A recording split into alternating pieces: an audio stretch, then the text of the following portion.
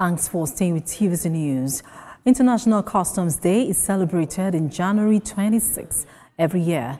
This day celebrates all the customs officials and agencies that toil day and in and out to ensure effective trade management. The officials also ensure the smooth functioning of trade operations across borders and put people at the very center of the transformation process.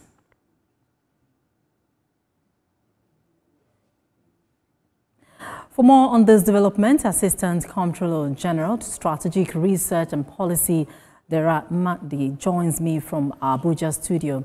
Good afternoon. Good afternoon. Yes, can we quickly get your thoughts on the significance of the day? Thank you very much for welcoming us to your station. International Customs Day is marked every day, like you said, every year on the 26th of January, like you said, to commemorate the founding of the global custom administrations that came together first in 1947 as a European customs union to promote customs administration activities. And in 1952, it was expanded to accommodate other custom administrations and was called Customs Cooperation Council. But the name was not changed on the 26th of January to World Customs Organization. Presently, there are 186 members, for which Nigeria is one of them. Why do we celebrate 26th of January, the day of that commemoration? It is to highlight the essence of customs all over the world, review our activities, improve on our services to our stakeholders, and give a sense of belonging to both our internal stakeholders and our external stakeholders. And to do that, every year we choose a particular theme that resonates with both the customs administrations all over the world and the immediate concerns of the country's customs administrations. For this year, 2025, the WCO chose the theme, Customs, delivering on its commitment to efficiency, security, and prosperity. And it is coming up on Monday, the 27th of January, because 26th of January fell on a Sunday. I will still give you further details of why we do this. You know that customs is synonymous with trade and growth of nations. But we can't do this alone without the input of our stakeholders, who were supposed to find out how they feel, how they receive our delivery, our services. And that is why we have scheduled this year's ceremony to accommodate our stakeholders, both from other ministry departments and agencies, our stakeholders among the trading communities, and of course our custom officers. The event is also used to give WCO awards to deserving government agencies, partner agencies, and our officers who have shown commitment in line with the theme of the year, which is efficiency, security, and prosperity. All right, at that point, I may have to interject.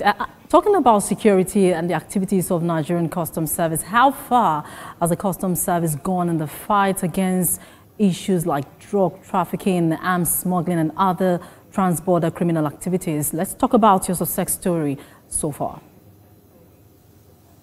Okay, thank you very much. I think I would like to deviate a little bit from the conception that Nigerian Customs Service, when we talk about security in customs, is about seizing drugs, seizing arms. No.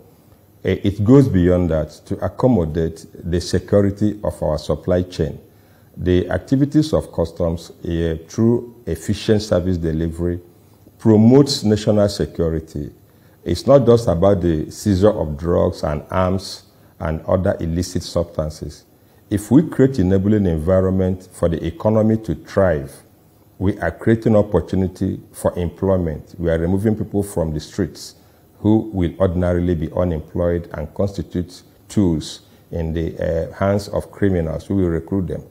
If we create an enabling environment for trade to improve, you create prosperity among the people. So it goes beyond seizure of drugs, arms, illicit substances. However, I'm sure that in recent times, you have in your archives documentaries that show how much we have improved in seizure of arms and ammunition, particularly The one that recently happened in One, when in one full swoop, we seized a container load of over 860-something arms.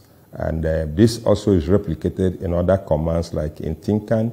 And in addition to that, you have seen the quantity, the enormous volume of drugs and illicit substances seized. I recall that in Int'l just last year, in a space of 2 weeks, the command seized 4 containers, 3 of them containing cocaine and 1 containing heroin. In addition to several other containers seized across various commands and border stations, like the ones in One, when over 16 containers of the banned cough syrup, codeine, was seized.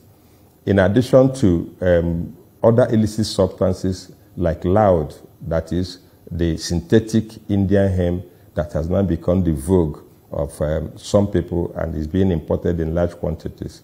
And of course, if you have listened to the news recently, Nigerian Customs Service destroyed over 88 containers, collaborating with officers. All right, so talking about achieving better service delivery, what is the Nigerian Customs Service doing to cater, for the welfare officers working with it? Come again, please. Talking about ensuring or achieving better service delivery, what are you doing to ensure that the needs of your welfare officers are well catered to?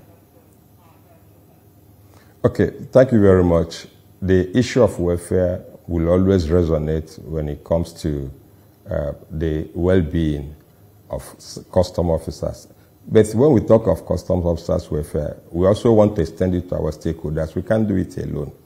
We believe that if you provide the enabling environment for officers to do their job, it is beyond paying salary.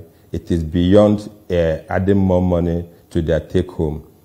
The work environment also adds, giving them the necessary tools that will make them feel comfortable while delivering their job also counts.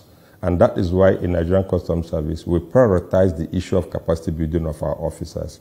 We prioritize the issue of providing them with relevant tools, or so particularly those that are approved by WCO and the World Trade Organization. But we also prioritize the relationship between us and our stakeholders. If we don't enjoy a good relationship, we can't talk about the welfare of officers. But bringing it down home, the way we understand it in Nigeria, there are housing programs for officers, there are insurance programs for officers, there are medical facilities for the health and well-being of officers and their family members and our immediate community that surround wherever we find ourselves.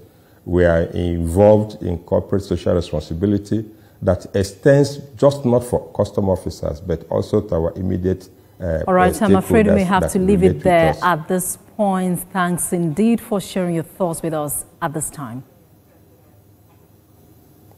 Thank you. Moving on, United States-based Nigerian engineer Stella Okengo has been honored